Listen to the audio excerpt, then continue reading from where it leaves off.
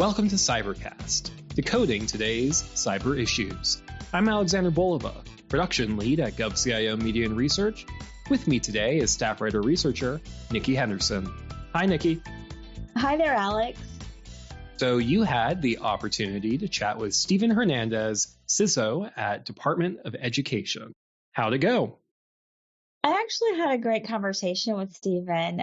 We discussed the Department of Education's three-part plan to transition into zero trust security architecture. So Steven talked about what DOE is doing to shield its security posture from things like ransomware. And he also gave an update on how the agency is coming along with implementing secure access service edge and identity credential and access management.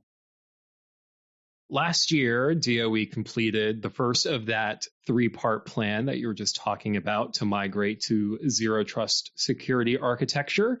And they're currently on the second phase now. What did Steven say about the progress DOE has made up to this point? And what are some of the obstacles they've had to overcome? Well, Steven said DOE is making a lot of progress in its migration to zero trust security architectures. They just wrapped up the first phase, which was that initial step of replacing the legacy security technology. So they've done that.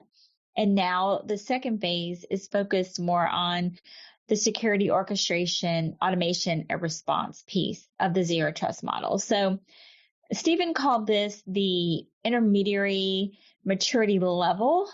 He said this phase is like the brain of zero trust, and it's when you start to see the attackers come to surface. And so DOE is very busy trying to customize and tailor their tools and technologies to keep up with the sophistication of the threats, because they're even more sophisticated now than they were just a week ago. So that's something that they're very busy doing. And another way that they are doing this is by automating their manual processes and security operations. What did Steven say about some of the tools or emerging technologies that DOE is using to deliver security as well as to enhance the user experience? Well, Alex, there was a great deal of discussion about improving the user experience because this is a top priority for DOE. So Steven said they've seen a lot of success using the secure access service edge. It's really been a big win for DOE because it allows the agency to shift the network into cloud quickly, which resulted in a 20% increase in both bandwidth and latency performance, which Steven says has significantly enhanced the user experience, which is a huge plus for the customer and for DOE. And before we jump into your interview, I wanted to ask, when it comes to zero trust capabilities and DOE's workforce, what did Steven say about the agency's implementation of identity, access, and credential management? The implementation process is actually going very well. Steven talked about how ICAM is vitally important to their workforce. He said identity is the heart of what zero trust is. He said the agency is following the cybersecurity executive order, so that is requiring agencies to have strong identities. And Steven said a way to have strong identities, to build those, is through identity proofing. And he talked about how NIST actually defines ID proofing as the process of providing sufficient information, such as identity history, credentials, documents, to establish an identity like a personal identity verification card, a PIV card. So Steven said if you're a DOE employee, you have to have a very high level of identity proofing, which includes having two forms of ID, putting down biometric fingerprints, and having your picture taken. So the end goal here is to use that identity as the prime identity for access to the agency systems.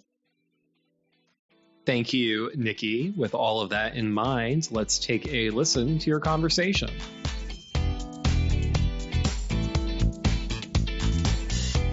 Well, Stephen, I really appreciate you taking time to speak with me today about the Department of Education's current cybersecurity efforts, future cyber initiatives, as well as the agency's three-part plan to migrate to zero trust. So before we get started, Stephen, do you mind introducing yourself and just giving a brief description of your role at the Department of Education? Absolutely. And thank you so much for having me here today, Nikki. So I'm Steven Hernandez. My day job, I'm the Chief Information Security Officer at the U.S. Department of Education. I'm also the co-chair of the Federal CISO Council with Krista Russia, holding up the better half of that relationship. And then I'm also the government chair of the ACT-IX Cybersecurity Community of Interest. So at the department in particular, my role encompasses making sure that all the information technology, the cloud services we use, the information that's entrusted to us as a department, that it's protected and that we're maintaining that public trust. And most folks know us for our one of our primary missions, which is ensuring educational excellence of the nation. And we do that through several programs. We protect student civil rights. We put out educational policy. We study the effectiveness of the American education system and provide feedback to Congress and other stakeholders. And that's an incredibly important mission because no matter where you find yourself in your life, if you decide, hey, I want to go and further my education, we're going to remove the barriers and obstacles to ensure that you can pursue that education. Part of that, though, the other side of the department really is that if we were looked at as a bank, we'd be one of the largest in the world. When we look at the United States balance sheet and the accounts receivable page, the number one line item is the U.S. Department of Education, around $1.8 trillion. That's our student loan portfolio. Any other given year, like during the CARES Act or the American Recovery Act, we may broker another few $1 trillion through this department in support of the American people. And so while we have this incredible policy and almost a philosophical mission around education, we also operate very much like a bank through our grants and our financial aid programs, which means from an attacker perspective, we see it all. We see all the same attackers that we're going to see as a cabinet level agency and folks who are interested in getting into federal networks. And then we also see everything the largest banks in the world see. So it's a really unique perspective to watch. And it's very interesting how that mission space has availed itself to moving and modernizing in cybersecurity. That's very interesting. Well, thank you so much, Stephen. I really appreciate that. What line of defenses does the department have in place when it comes to shielding its security posture from ransomware and cyber threats? Yeah, so ransomware, it's an interesting topic because anywhere you talk in industry, particularly private industry, ransomware is the number one concern. And we've seen pipeline companies, meatpacking companies, Fortune 25, Fortune 50, large casinos all get impacted by ransomware. And it's an interesting business model from the attacker's perspective because their goal is to go out and say, how can I inflict the maximum amount of discomfort and get the maximum amount of return? The federal government's a little different in that equation because number one, we don't pay ransoms. And so you can try to ransomware us, but you're the only folks who are going to visit you is likely the FBI. And that's always a very unpleasant visit. And then two, in many ways over the years, because of the Federal Information Security Modernization Act and a lot of the requirements that are coming out with Zero Trust, we've architected our systems in such a way where we're just not as susceptible to ransomware. Like most users in a federal department and agency won't have local administrative access to their desktop. If they need software installed or they need a configuration changed, that's a service desk ticket. And then an authorized user with strong multi-factor will come in and make those changes.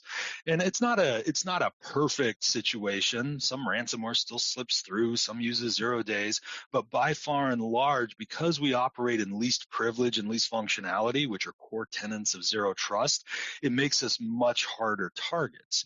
And then there's just frankly the economics, the supply and demand, as it were.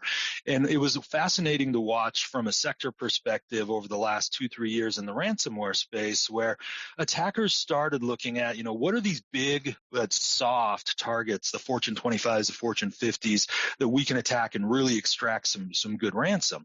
And they went wild. Meatpacking companies, pipeline companies, they went all over. But then those companies largely found religion. They found Zero Trust. They found stronger security. They said, it's going to be less painful to invest in good security than it is to deal with the ransomware. I'm not sure where the casinos missed that memo, but they're catching up now too. And what that did though is the attackers said, there's a lot of work. There's a lot of work to attack these organizations. Let's find the next best target. And unfortunately for my sector, the education sector, that's where they went. Most of them went to the education sector because they're like state, local schools, tribal affiliates, those type of areas. Typically a lot of PII, student information, but not always the best protected. And many of them will pay. Maybe not as much as corporate America will pay, but many of them will pay enough to make the juice worth the squeeze. Now, particularly through our White House efforts and our outreach, and Nuremberger, our Deputy Secretary, Cindy Martin, they've been just emphatic about pushing in that sector. So we're strengthening that. So we'll eventually see the attackers shift somewhere else. But when we think about the lines of defense that are being successful in the federal government, it's one, we remove the incentive to attack us. We don't pay ransoms. Two, we've deployed very strong configuration management around least function and least privilege. And then three, it's also that incident reporting. Our users are trained. Hey, even if you clicked on the link, even if you opened the attachment, report it anyway. Because the sooner we can get a sample of whatever that malicious malware or link might be, the faster we can tear it apart in the lab, inoculate the entire network, and we call it a day. And like our users do that during testing, they do that at a rate between like 70 and 90%. They'll report in, hey, I saw something. So you bring all this together and you can find quite a bit of resilience against ransomware. Okay, great. Thank you, Steven. Well, earlier this year, DOE completed its first phase of its three-part plan to migrate to zero trust security architectures. Now that the agency is in the second phase, what progress has been made toward that migration, and what challenges have you faced during the process? Yeah. So what's been interesting about our journey in zero trust is the number one challenge isn't really a technology challenge.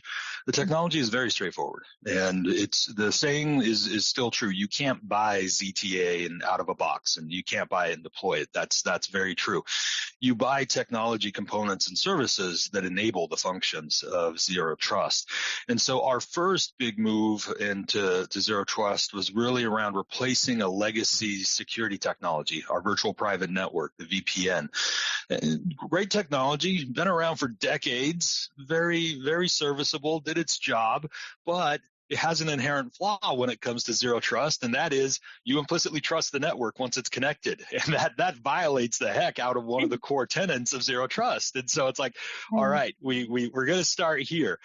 And what we did is we replaced that with secure access service edge technologies.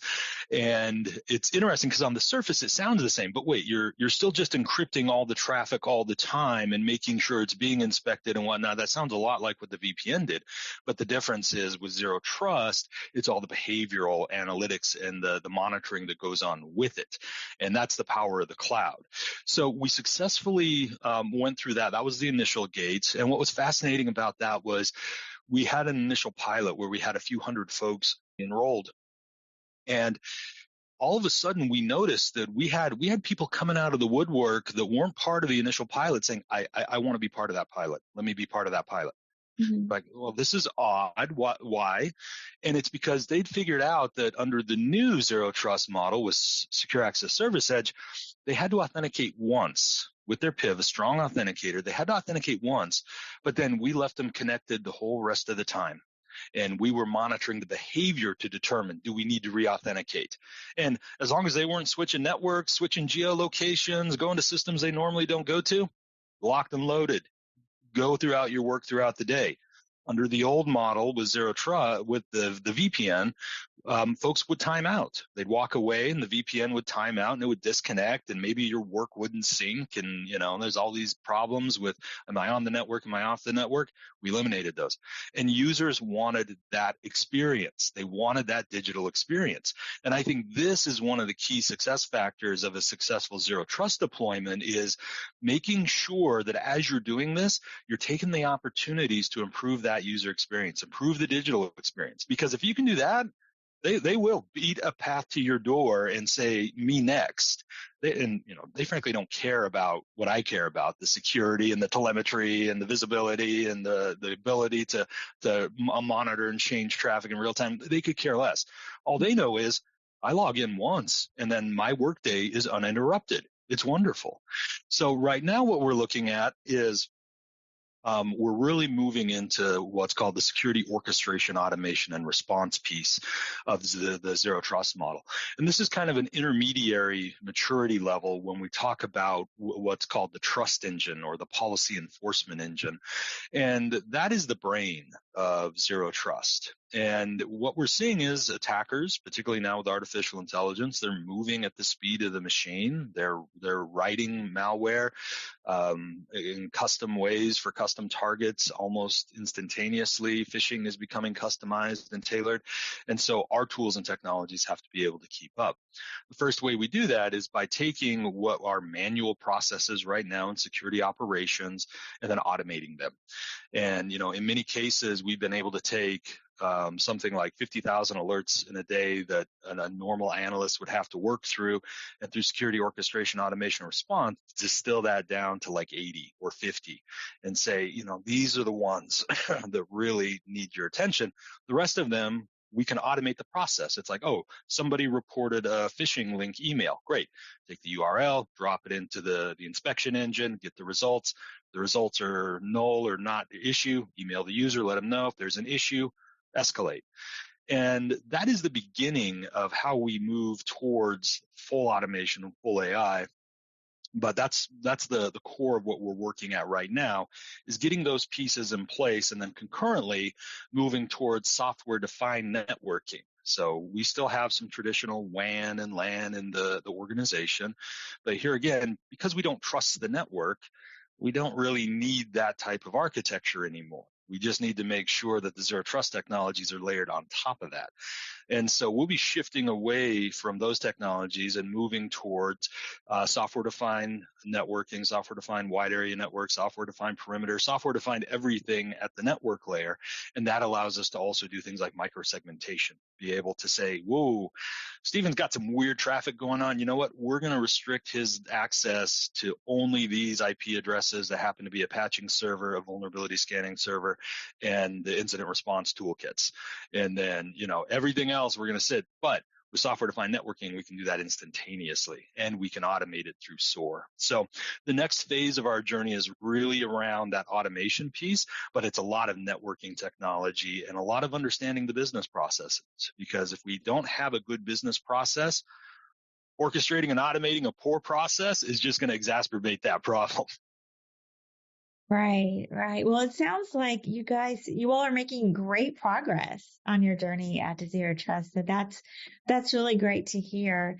Well, Steven, can you update me on DOE enabling the use of bring your own device? Mm-hmm. So at ED, we do have a BYOD program. And it's interesting because zero trust actually facilitates BYOD in many ways. And for us, the way we look at it is we have to have devices that are known good devices and secure devices. So we actually have an approved device list. These are the devices that will work and will allow as part of the BYOD program.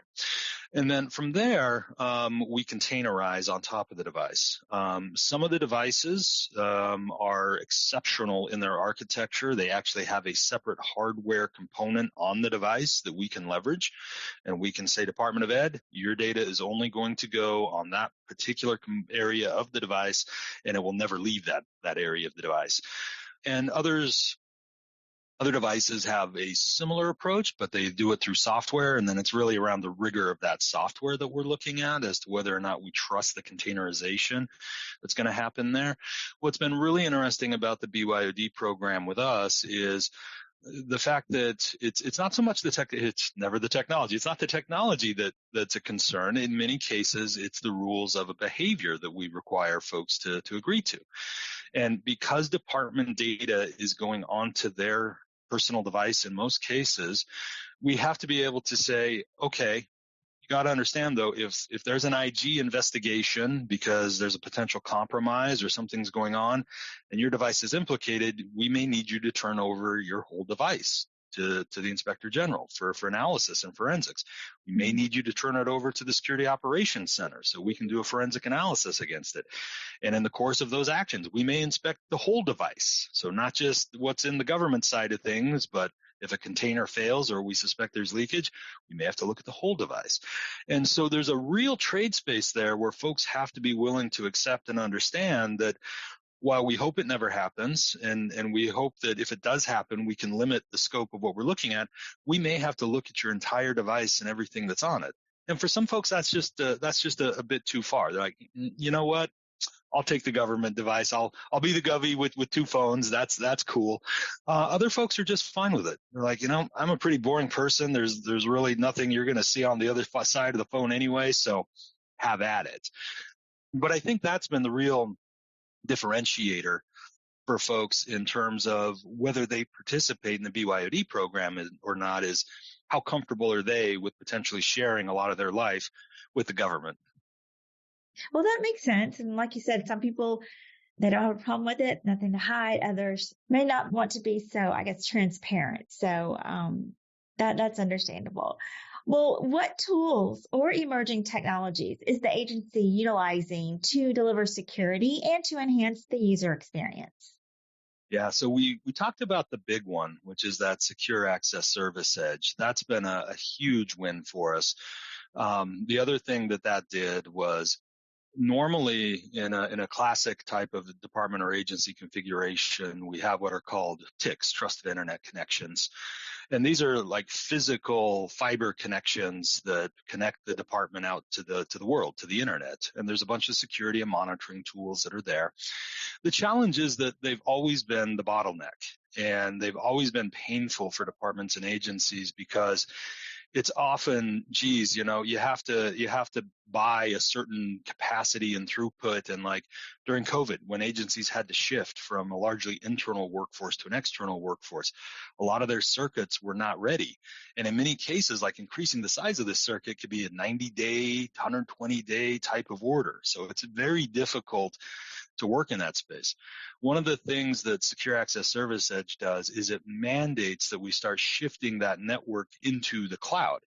And all of a sudden, it's like, I can turn up bandwidth about as fast as I can say buy now. And that's what's been really incredible, is that our users have also noticed that going from, say, the legacy VPN to SASE, most of them saw between a 5 and a 20% increase in both bandwidth and latency performance. And so that was a nice win on top of a better user experience. When we look at the other technologies that are really coming to the forefront right now, it's interesting. One of my former bosses, a CIO, sat down with a Fortune 5 CIO, and they were having dinner, and they said, well, how many enterprise resource management systems do you have? Well, I have one. How many HR systems do you have? I have one. How many budget systems do you have? I have one. How many security systems and platforms do you have? Probably about 150. And this has been a real issue over time, because security evolves, and it's like, I've got the niche product that will solve problem X.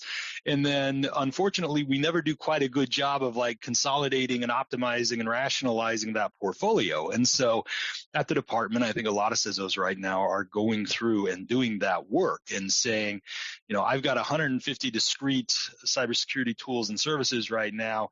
How many do I really need, and how much of this is duplicative?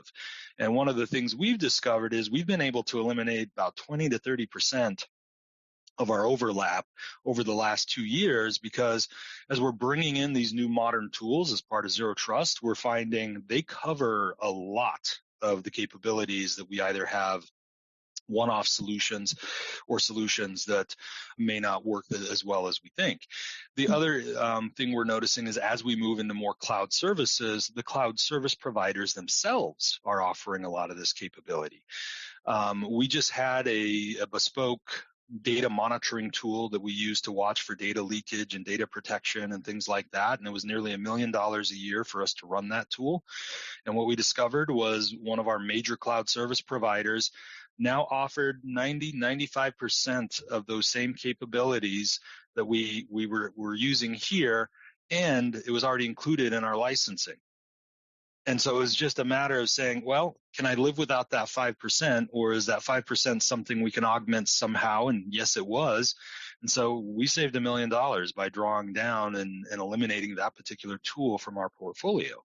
So I think as we go forward, some of the areas we're going to continue to see that type of thinking, certainly around endpoint detection and response. So the ability to understand the health of our devices, our laptops, our mobile devices, and then being able to effectuate how that configuration is in operation and how we're deploying security capabilities. I think the other area that's really big right now is around logging. And this is a huge technology conversation. And it's a fascinating one because, well, logging's as old as dirt. Ever since there was a computer, we had logs. And now with OMB and Zero Trust and Memorandum 2131, we're really looking at how do we do this at scale and how do we do this at the right price point. And I think this is one of the most interesting technology inflection points we have right now, because in the past, we almost always thought about logs in security with a SIEM, security event and information management platform, which is really kind of a database, maybe a data warehouse, but it's tailored towards security logs. The challenge is most of those technologies charge us for ingestion. And they're like, okay, you want to ingest 15 terabytes? It's X million dollars. And that's how we charge. And when we look at 2131 and the requirements, it's like, oh my gosh, it's eye-watering under the current licensing models and the current price model. You just look at it and say, that would double my security budget just for the logs, It would double my security budget. And so what we're seeing, though, and this is what I love about this nation's industry, competition. The big data players have stepped up and said, hey, we do this.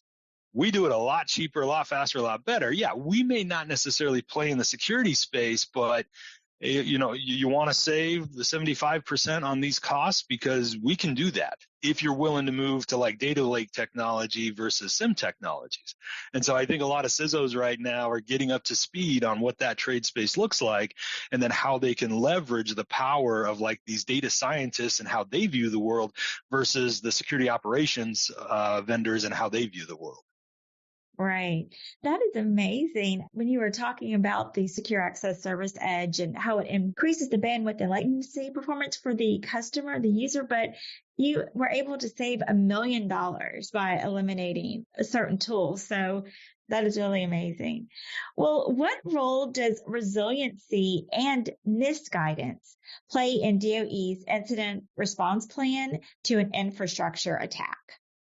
Yeah. And this is the one that we're still very sensitive to, because, we're a public facing organization, and particularly, here in December, we have FAFSA season coming up. So, we're going to be in a situation where students expect to be able to go and apply for federal student aid. It's one of our prime times. 80 million students a year come to us and say, hey, I want to apply for student aid and Pell Grants and other forms of assistance.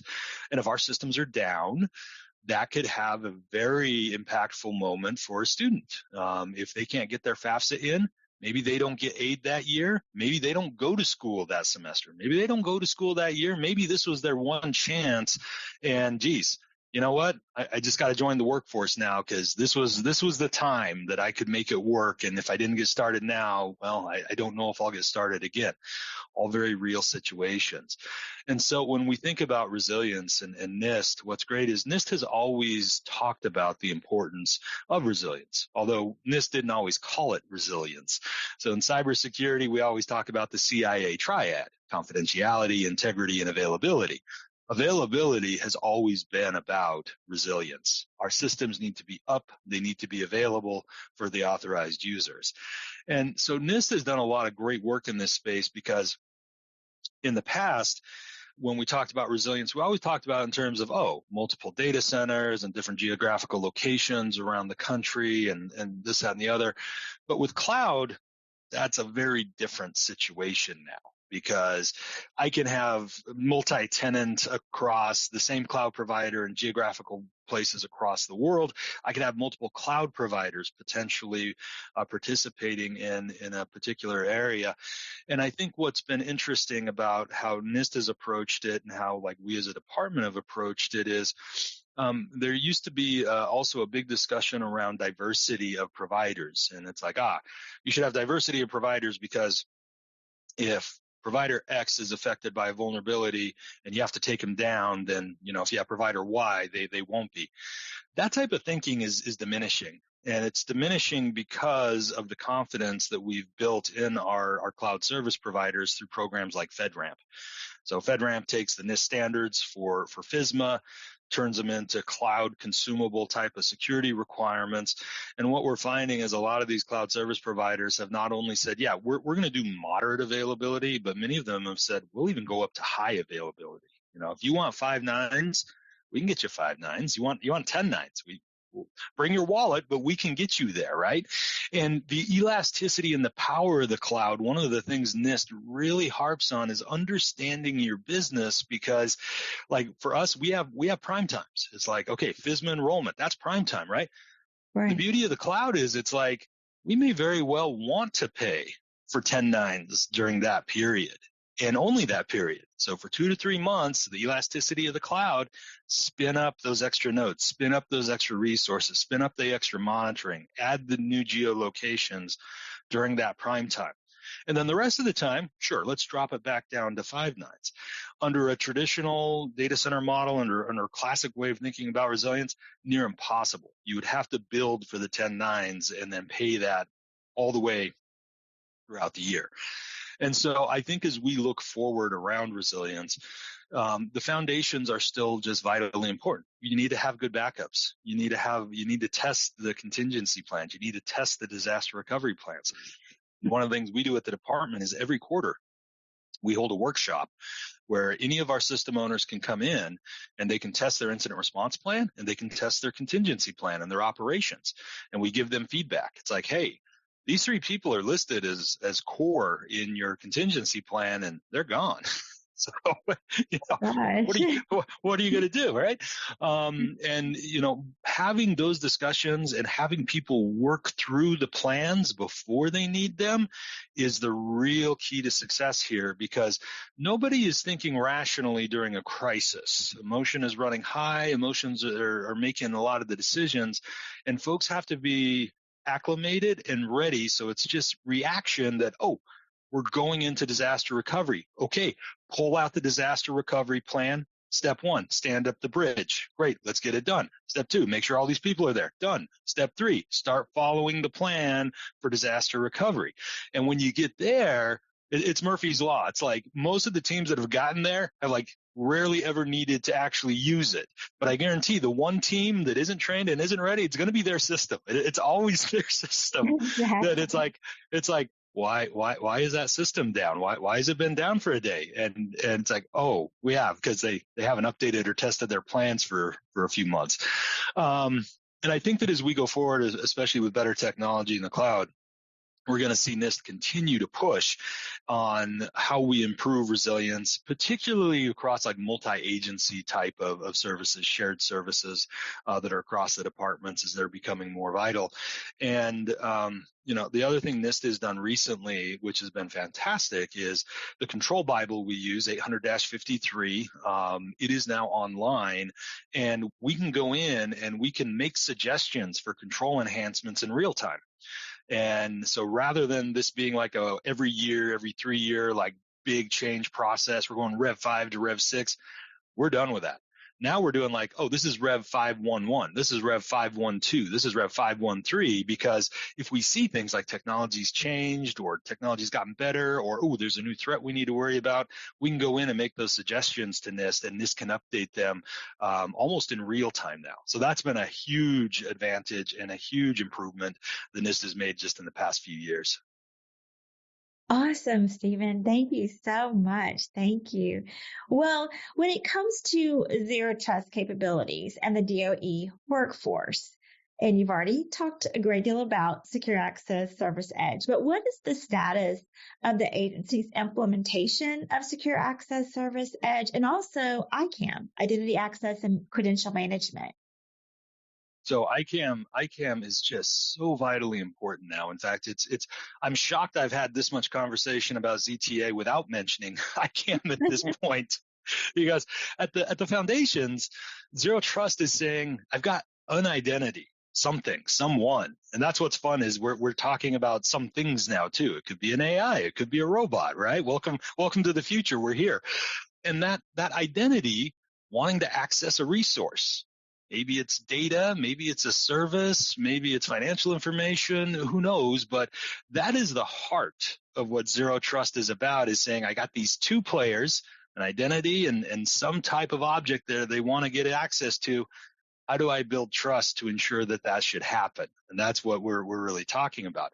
So when we talk about identity, that is such a critical piece, because if we don't have strong assurance of the identity, hey, nobody knows you're a dog on the internet. That is the perfect saying around trust and identity. It's like, Bob's putting all these posts, but is Bob a dog? Don't know. All I know is it says that this is Bob. So one of the things we're doing, and we've just so much great work by GSA, by NIST in this space, and the login.gov folks and the US Access folks is, so in the cybersecurity executive order, it talks about the need to make sure that we have strong identities and we have phishing resistant authentication. The way that we get strong identity is through a process called identity proofing. And what that means is that, like when I go and get my driver's license, that's a form of identity. Oftentimes I have to show up in person. I typically have to bring some other forms of corroborating information. Here's my birth certificate. Here's a passport. Here's a bill, whatever the case may be. All these things that build credibility towards, oh, yeah, you are Steven Hernandez. Okay, great. And when we do that, the identity we issue, so in this case, a driver's license, we have a very good understanding and a very high level of trust that, yeah, that license says Steven Hernandez, that's his picture, and he generally looks like his picture. I can biometrically confirm that. Okay, good. We're on our way. So we're doing the same thing as we look at our technology systems now. And we're saying that, if you're working in the federal government, if you're an employee or a contractor working directly with us, we want you to have a very high level of identity proofing. And so usually that happens when we get our badge or our PIV. We bring two forms of ID with us. We put down biometric fingerprints, and we have our photo taken, and all of that gets matched up to say, yeah, okay, we have a very strong opinion that Steven is who he claims to be. And here is your identifier, your PIV. And then our goal is to then use that identity as the prime identity for any system access. And so in ICAM, what that means is that, one, we need to have a centralized enterprise-wide identity capability. And the great news is, like for us, this is another one of the areas where 5 years ago, we had a standalone ICAM system that was by vendor X, and it was okay and it was great.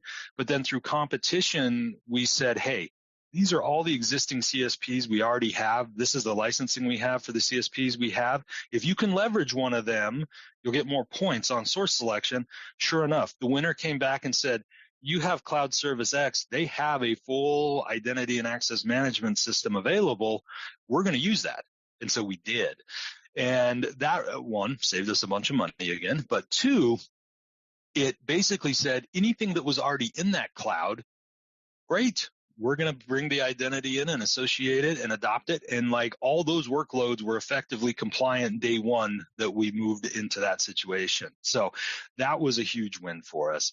And now it's really about making sure that on the government side, I feel like across the board, we have a really good grasp on the identity piece, and we're all moving in the same direction.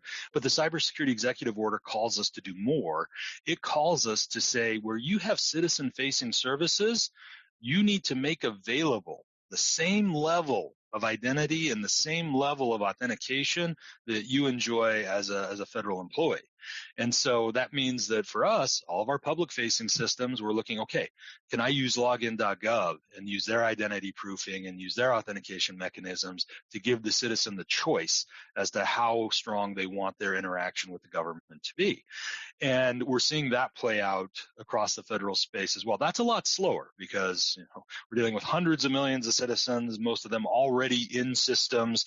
And so we're moving there, but we're seeing IRS moving in this direction, DHS moving in this direction, we're moving in this direction. So, and the best part about it is back to that user and that digital experience. For us, we want the U.S. citizen to say, I need something from the government. Where do I go? We want them to say, I go to login.gov and I log in with my strong identity. I log in with my strong authenticator. And then here's all the different systems that I could request access to in the government. So I need to check my taxes. Great. Here's IRS. I need to do global entry. Great. There it is. Let's go. And that is really powerful because like one of the number one complaints across the government is there's all these government departments and services. I have no idea how to get to them. And if we give them a single front door with a single strong way to get in and access it, we're going to win every time. So we have that piece of the identity coming around, the creation and how we're thinking about it strategically. And then in the zero trust world, it's really about building an understanding of the behavior around that identity. Saying, Steven normally logs on at 9 a.m. He checks his email, he checks his calendar, he goes through, he responds to a few things, then he checks the financial system, whatever. And, if all of a sudden Steven starts going and hitting the contract system first thing in the morning, and then his IP is from New York, but normally he's out of DC, what's going on? That is exceptionally powerful as well, because now we can start to effectuate the control plane in zero trust based on the identity. Or we also have device identity. If Steven's coming in from a different device, Steven never does BYOD, and all of a sudden he's doing BYOD, but the device is vulnerable. We don't have a lot of confidence in this device. We can start to say there's a problem because the identity looks good, but the corroborating attribute, the device, has changed. Steven normally doesn't do this, so we should think about if we want to adjust his privileges or potentially review his privileges. Wow. I'm glad that you highlighted and talked specifically about how important identity is and identity proofing as a critical component of zero trust. Wow. Well, Steven, are there any future cyber initiatives that you're excited to talk about? Oh my gosh, yes. So I think I'll just springboard off the identity discussion because I definitely want to give a highlight to some of the great work that the Postal Service is doing in conjunction with the General Services Administration. So they have a pilot right now where they are offering identity proofing solutions at the post office. And, what an incredible concept, right? I've always said, the post office is always about the P's. Postal, printing, passports, proofing, maybe PIV someday. And, there's a post office, I can't remember the number, but it's like within 50 miles of every citizen or something like that. It's an interesting number, but there's post offices everywhere. And so when we think about how can citizens in particular get access to, say, government proofing services, the post office it's glaring in saying there's opportunity here. And both the General Services Administration and the post office have really stepped up to say, hey, we think we can do this. And so there's some test post offices right now that are getting spun up where we can send folks for U.S. access for PIVs to the post office, and they can get proofed and they can get enrolled and they can get badges issued there. But then also citizen-facing services, we're trying really, really hard to do proofing virtually wherever we can. And the technology is getting better and better where we can actually do a certain level of proofing through the camera. And that technology is getting to a point where we can't get up to the highest levels, but the intermediate levels of proofing we can do through a camera. And so goal one is to make that available as kind of the first right, because if we can keep people in the comfort of their home or wherever they want to be, that's what we want to do. But in the event that we're like, you know what, we're just having a hard time proofing you. There's not a lot of information about you out there. We just need to see you in person. Hopefully that's, go down to the post office that's 8 minutes away and schedule an appointment, bring a couple forms of ID, and we'll get you in and out. Versus, right now, even in the federal government, we have situations where we've got a contractor, they're somewhere down in a very remote area, and it's like, yeah, we're probably going to have to fly them into DC to get their badge and everything so they can get secure access to our systems. And so I just find that to be incredibly powerful. Even Congress has taken notice of this, and there's been some proposed legislation that authorizes the post office under law to do identity proofing and collect funds for it, and also issue authenticators, which is awesome. This is exactly the direction we should be going as a modern digital society. That's amazing and very exciting. I'll have to touch base with you again to get an update, because that would be incredible. It would save so much time and money and just be great overall. So that's awesome. And anything else? I think those are the big ones. I mean, we could talk about zero trust till we're blue in the face. The only other thing I'll note that it's interesting, because it's not so much a technology thing, but it's a philosophical approach that if we don't embrace it and take the opportunity, it may not come up again.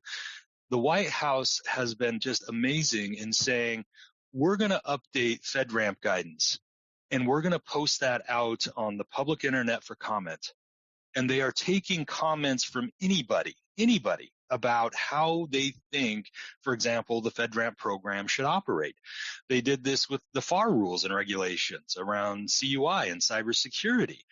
And this is the first time ever I've seen an administration do this, where they are saying, hey, we know you all have big ideas. You all have thoughts. We want to hear from you. And so one of the things I would say is a big takeaway right now is take advantage of that situation. Participate, because one of the metrics that the White House is going to be looking at is this worth our time? Are folks actually participating and taking advantage of the opportunity to provide feedback directly to the White House on some major cybersecurity initiatives? So hopefully folks will take advantage of those opportunities as they come up. Yeah, I hope so. Well, before we conclude, do you have any final comments or remarks that you would like to leave with our listeners? Just that, the fight continues every day. And I'm a huge fan of Carol Dweck and the growth mindset. And one of the concepts of the growth mindset is if we're willing to approach every new challenge and situation with the beginner's mindset, frankly, there's nothing that we're not going to be able to overcome. And I've seen that over, the last 6 years of being the co-chair of the CISO Council. We've had just incredibly difficult situations, be it budget, be it attacks, be it incidents, whatever the case may be.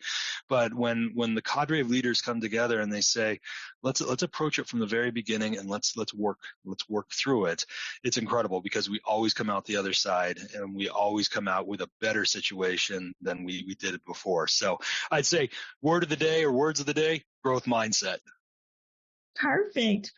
Well, Steven, that was wonderful. I thoroughly enjoyed our conversation, and I really appreciate you sharing all the exciting details about what the Department of Education is doing on the cyber front and the progress you guys are making on your zero trust journey. It's just really awesome. So thank you so much for taking out time to speak with me, and I hope that you have a great rest of your day. Yep, you as well. Thank you for having me.